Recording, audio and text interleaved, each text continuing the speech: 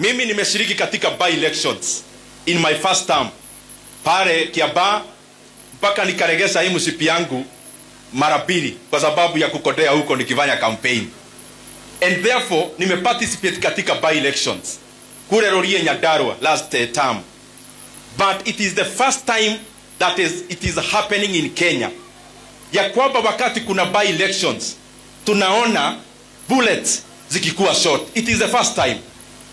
It is also the first time we are seeing the kind of level of intimidation na kutumia fedha za umma, na katika level tunaona saa hii hatujawahi ona tena.